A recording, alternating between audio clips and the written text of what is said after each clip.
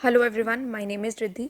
इस लेक्चर में हम लोग पढ़ेंगे economically weaker sections, EWS quota. Basically EWS quota क्या है, पहले मैं आपको थोड़ा सा बैकग्राउंड दे देती हूँ कि 103rd कॉन्स्टिट्यूशनल अमेंडमेंट एक्ट के थ्रू 2019 का ये एक्ट आया था, जिसके थ्रू ये बात हुई थी कि आर्टिकल 15 और 16 इन दोनों आर्टिकल्स को अमेंड करके 10% ईडब्ल्यूएस कोटा प्रोवाइड किया जाएगा और इंट्रोड्यूस किया जाएगा। तो इससे क्या हुआ था, जब आर्टिकल 15 और 16 अमेंड किए गए थे तो इसमें article 15 clause 6 and article 16 clause 6 ये दोनों ऐड कर दिए गए थे इनको अमेंड करके। ठीक है, तो ये बेसिकली कोटा किस चीज़ के लिए था, ताकि जितने भी इकोनॉमिकली वीकर सेक्शंस हैं उनको रिजर्वेशंस प्रोवाइड हो सके। और किस किस चीज़ में रिजर्वेशंस मिल सकती हैं, आप थोड़ा सा सोच सकते हो। तो ये एक पॉइंट बनेगा कि जैसे जॉब्स में मिल सकती हैं, और एजुकेशनल इंस्टीट्यूशंस हो गए उनके एडमिशन्स में मिल सकती हैं। इन सब चीज़ों में एक इकोनॉमिक रिजर्वेशन की यहाँ पर बात की गई। ठीक है, तो इकोनॉमिक रिजर्वेशन की बात की गई थी। तो यहाँ पर क्या है कि ये बेसिकली इसलिए इनैक्ट किया गया था ताकि जितने भी poor section of the society है उनके वेलफेयर के लिए काम किया जाए। वो पुअर सेक्शन जो 50% ऑलरेडी रिजर्वेशन पॉलिसी लगी हुई है, जिसमें शेड्यूल कास्ट, शेड्यूल ट्राइब्स और सोशली और एजुकेशनली बैकवर्ड क्लासेस आती हैं। तो ये सारे लोगों को के अलावा जितने भी poor section of the society हैं उनके वेलफेयर के लिए काम किया जाए। ठीक है, अब इससे क्या होता है, बेसिकली जितने भी सेंटर है और स्टेट है दोनों ही ईडब्ल्यूएस जो है सोसाइटी के उनको रिजर्वेशन प्रोवाइड कर सकती है। ठीक है, तो इसमें क्या है, सेंटर एंड स्टेट्स दोनों को ही ये इनेबल करता है कि रिजर्वेशन प्रोवाइड करे ईडब्ल्यूएस ऑफ सोसाइटी में। ठीक है, तो इकोनॉमिकली वीकर सेक्शंस होते कौन से हैं? तो इकोनॉमिकली वीकर सेक्शन इंडिया में वो सब कैटेगरी है लोगों की जिनकी एनुअल फैमिली इनकम 8 लाख से कम की है। तो जो सोर्स ऑफ इनकम होता है इनका वो होना चाहिए कि एग्रीकल्चर, ठीक है, बिजनेस होना चाहिए या और कोई प्रोफेशन, ऐसा कोई सोर्स ऑफ इनकम होना चाहिए। तो सिंपल वर्ड्स में यही है कि ईडब्ल्यूएस कोटा जो है वो जितने भी फाइनेंशियली वीक लोग हैं जो कि जनरल कैटेगरी के हैं उनको रिजर्वेशन प्रोवाइड करता है। और ये ना ही एससी, एसटी, ओबीसी और ना ही तमिलनाडु में एमबीसी एक कैटेगरी से बिलोंग नहीं करने चाहिए। ठीक है, तो इन कैटेगरी से बिलोंग नहीं करते होते। अगेन वही सेम चीज़ यहाँ पर मेंशन की गई है जो मैंने आपको ऑलरेडी बताई कि आर्टिकल 15 और आर्टिकल 16 ऑफ द कॉन्स्टिट्यूशन को अमेंड करके उसके बाद क्लॉज 6 उसमें ऐड किया गया। और ये सारा 103rd कॉन्स्टिट्यूशनल अमेंडमेंट एक्ट 2019 के थ्रू किया गया, जिसमें 10% ईडब्ल्यूएस कोटा इंट्रोड्यूस किया गया था। और साथ ही साथ 10% रिजर्वेशन कोटा जो है उसके यहाँ पर बात की गई कि जितना भी 50% रिजर्वेशन ऑलरेडी है एससी, एसटी, ओबीसी कैटेगरीज़ के लिए, उसके ऊपर 10% रिजर्वेशन कोटा लगेगा ईडब्ल्यूएस कैटेगरी के लिए। जबकि जो एलिजिबिलिटी क्राइटेरिया है ईडब्ल्यूएस रिजर्वेशन के लिए वो यूनियन गवर्नमेंट प्रोग्राम्स में और स्टेट्स में अलग अलग होगा। ठीक है, तो यूनियन गवर्नमेंट में एक ही जैसा रहेगा यूनियन गवर्नमेंट प्रोग्राम्स के लिए, जबकि स्टेट्स में अलग अलग रहेगा। जैसे हर एक स्टेट का अपना हिसाब है, तो अपनी स्टेट के हिसाब से इनका इम्प्लीमेंटेशन होगा। हर एक स्टेट अलग इम्प्लीमेंटेशन कर सकती है।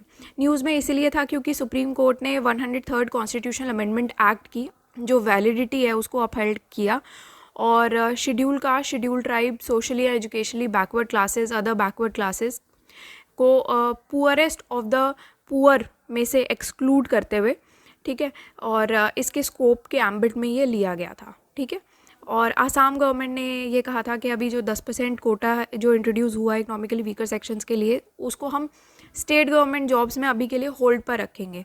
ठीक है, तो अभी के लिए लागू हम नहीं कर रहे हैं। तो हिस्ट्री क्या रही है इसकी, तो 2019 में जो यूनियन काउंसिल ऑफ मिनिस्टर्स हैं उन्होंने ये अप्रूव किया था कि 10% रिजर्वेशन जो है वो हम जनरल कैटेगरी का ईडब्ल्यूएस सेक्शन में, गवर्नमेंट जॉब्स में, एजुकेशनल इंस्टीट्यूशंस में हम ईडब्ल्यूएस कैटेगरी के लिए रखेंगे, जनरल कैटेगरी के लिए। और उसके लिए 124th constitutional amendment bill Lok Sabha में इंट्रोड्यूस किया गया था। और ये बिल जो है वो दोनों हाउसेज ऑफ द पार्लियामेंट के थ्रू पास हो गया था। प्रेसिडेंट ने इसको असेंट भी दे दिया था और बिल जो है फिर लॉ में कन्वर्ट हो गया था। अब एक एनजीओ है यूथ फॉर इक्वालिटी, उसने कास्ट बेस्ड पॉलिसी जो है उसको अपोज किया, और जो ये अमेंडमेंट प्रपोज हुआ था सुप्रीम कोर्ट ऑफ इंडिया में, उसको चैलेंज करते हुए कहा कि ये जो सुप्रीम कोर्ट ने 50% रिजर्वेशन का सीलिंग बनाया था, उसको ये पर्टिकुलर अमेंडमेंट एक्ट ब्रीच करता है, क्योंकि अभी था कि 50% ही रिजर्वेशन प्रोवाइड हो सकती है, बट यहाँ पर क्या हुआ, 10% 50% के ऊपर प्रोवाइड हो रहा है, मतलब कि अब टोटल 60% हो गया ना रिजर्वेशन। तो वो चीज़ थी। फिर 2022 में जो सुप्रीम कोर्ट है उसने 103rd कॉन्स्टिट्यूशनल अमेंडमेंट की वैलिडिटी को अपहेल्ड किया, और ये कहा कि जो 50% कैप है कोटा पे वो इनवॉयलेबल है, और जो अफर्मेटिव एक्शन है इकोनॉमिक बेसिस पे वो कास्ट बेस्ड रिजर्वेशन को इरेडिकेट करने में काफ़ी काम कर सकते हैं। ठीक है, तो यहाँ पर अफर्मेटिव एक्शन की बात की गई थी ऑन इकोनॉमिक बेसिस।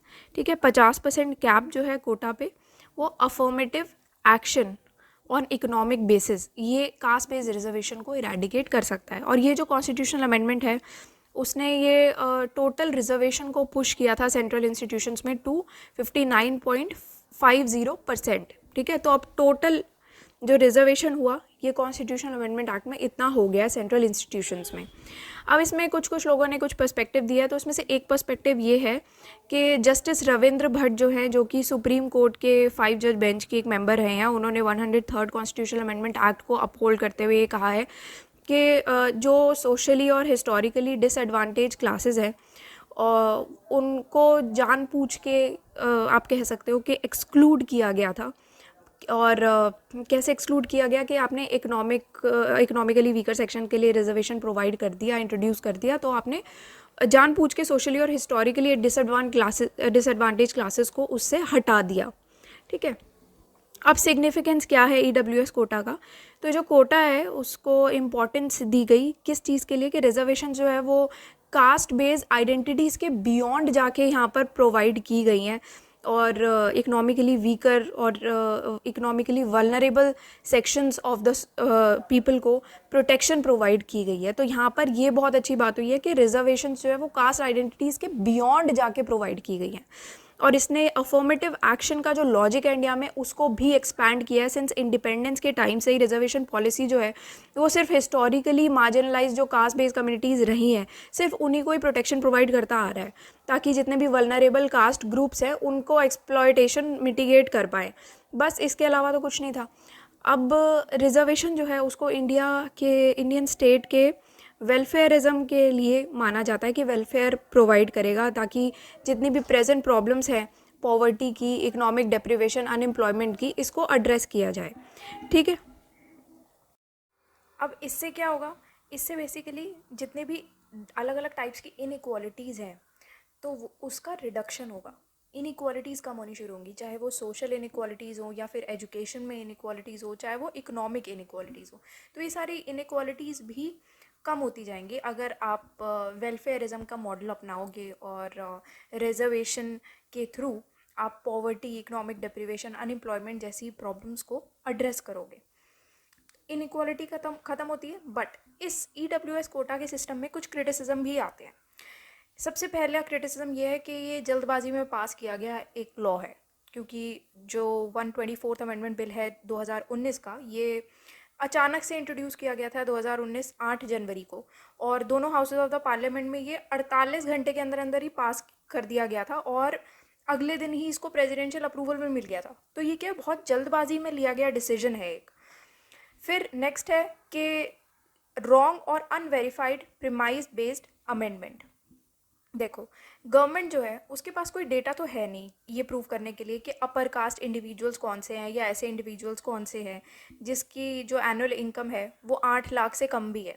आप भी देखो ऐसे बहुत लोगों को जानते होंगे, अगर मैं ऑनेस्टली बात करूं बिल्कुल ईमानदारी से, तो आप भी ऐसे लोगों को जानते होंगे जो कि जनरल कैटेगरी के हैं और जिनके पास ईडब्ल्यूएस कोटा है, बट वो ईडब्ल्यूएस कोटा डिज़र्व करते नहीं है क्योंकि वो अच्छे खासे इनकम वाले लोग हैं। मैं भी ऐसे काफ़ी लोगों को जानती हूँ, मतलब ये चीज़ मैंने देखी है कि लोगों ने ईडब्ल्यूएस कोटा लगा के, मेरे नोन में काफ़ी सारे लोग हैं, अपने फ्रेंड्स भी हैं जो कि ईडब्ल्यूएस कोटा लगा के और एग्ज़ाम क्वालिफाई कर चुके हैं, आईएएस आईपीएस बन चुके हैं, जबकि वो ईडब्ल्यूएस कोटा में नहीं है। सबकी इनकम काफ़ी अच्छी खासी इनकम ग्रुप से आते हैं ये।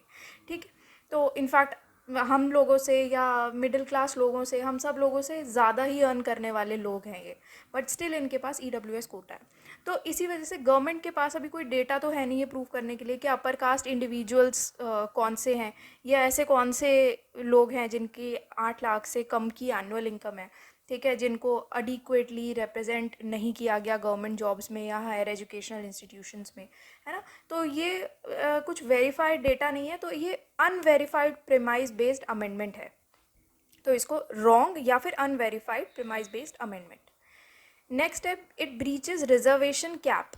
तो जो रिजर्वेशन कैप ऑलरेडी लगा हुआ था कि 50% तक का रिजर्वेशन हम लोग प्रोवाइड कर सकते हैं, तो और ये चीज़ इंदिरा साहनी केस के थ्रू इस्टेब्लिश की गई थी, सुप्रीम कोर्ट ने वर्डिक्ट दिया था। तो ये यहाँ पर जो ऑलरेडी कैपिंग लगाई हुई थी 50% की, उसको ब्रीच करके ये ईडब्ल्यूएस कोटा लाया गया, क्योंकि 50% से ऊपर दिया गया है 10% का ईडब्ल्यूएस कोटा। फिर नेक्स्ट चीज़ ये आती है कि it is against the definition and provision of backward given by constituent assembly. तो कॉन्स्टिट्यूएंट असेंबली ने ऑलरेडी एक डेफिनेशन दी हुई थी बैकवर्ड की, और इकोनॉमिक बैकवर्डनेस जो है वो it is a quite a fluid identity, क्योंकि जैसे मान लो ट्राइबल्स का एक ग्रुप है, तो ट्राइबल्स की एक फिक्स्ड आइडेंटिटी है ना, पर इकोनॉमिक बैकवर्डनेस आप कैसे डिफाइन करोगे? तो इसकी कोई आइडेंटिटी नहीं है कि हाँ ये बंदा इकोनॉमिक बैकवर्डनेस का विक्टिम है। तो ऐसा आप एक प्रॉपर आइडेंटिटी नहीं है, ठीक है, क्योंकि economic backwardness with time change होती रहती है। आज जो गरीब होगा वो कल को अमीर भी हो सकता है, जो अमीर होगा वो कल को गरीब भी हो सकता है, तो दोनों चीज़ें हो सकती है ना। तो इसलिए इकोनॉमिक बैकवर्डनेस की प्रॉपर फिक्स्ड आइडेंटिटी नहीं है, जिसकी वजह से ये बैकवर्ड का जो डेफिनेशन है कॉन्स्टिट्यूएंट असेंबली में, उसके अगेंस्ट जाता है, ठीक है। और ये बेसिकली इंडिविजुअल्स और फैमिलीज़ को ज़्यादा इन्वॉल्व करता है, क्लस्टर ऑफ कास्ट्स को इन्वॉल्व ये नहीं करता है, ठीक है। अब वे फॉरवर्ड में हम यही बात करते हैं कि जो रिजर्वेशन है ये एक ऐसी कॉन्स्टिट्यूशनल स्कीम है ताकि जितने भी बैकवर्ड क्लासेस हैं उनका पार्टिसिपेशन इंश्योर हो नेशन बिल्डिंग प्रोसेस में, ठीक है। जितने भी बैकवर्ड क्लासेस हैं ज़्यादा से ज़्यादा पार्टिसिपेट करें, आगे आएँ और नेशन बिल्डिंग के प्रोसेस में हेल्प करें। तो रिजर्वेशन एक ऐसा कॉन्स्टिट्यूशनल स्कीम मानी गई है ताकि एक इक्वालिटी, इक्वल लेवल पे लोगों को लेके आया जाए। पहली बार ऐसा हुआ है कि इकोनॉमिक यार्डस्टिक जो है, इकोनॉमिक क्राइटेरिया, ये पहला क्राइटेरिया पहली बार हुआ है कि ऐसा क्राइटेरिया लाया गया है ताकि अफर्मेटिव एक्शन प्रोग्राम के एलिजिबिलिटी डिटरमाइन करने के लिए, ठीक है। तो पुरानी जो डेफिनेशंस थी बैकवर्डनेस की, वो सारी सोशियो इकोनॉमिक कंडीशन या फिर हिस्ट्रीज ऑफ ओप्रेशन पे थी, कि जितने भी पुराने ओप्रेशन हुए हैं लोगों पे, या कास्ट ऐसे कौन सी हैं जिनके ऊपर ऑपरेशन हुए हैं, या सोशो इकोनॉमिक कंडीशन लोगों की बहुत बुरी थी पुराने टाइम में, उसके बेसिस पर ही आज तक बैकवर्डनेस डिफाइन हुई है, और उसी के बेसिस पे आज तक रिजर्वेशंस भी प्रोवाइड हुए हैं। तो पहली बार ऐसा हुआ है कि इकोनॉमिक बेसिस पे किसी को रिजर्वेशन प्रोवाइड किया जा रहा है। और अगर आपको प्रॉपर इफ़ेक्टिव बनाना है रिजर्वेशन प्रोसेस को, इस रिजर्वेशन प्रोसेस को, तो यहाँ पर डेटा गैदरिंग जो है वो लार्ज और सीरियस स्केल पे होना बहुत ज़्यादा ज़रूरी है, ठीक है। तो ये आपका टॉपिक था। नेक्स्ट लेक्चर में हम लोग स्पोर्ट्स गवर्नेंस इन इंडिया पढ़ेंगे।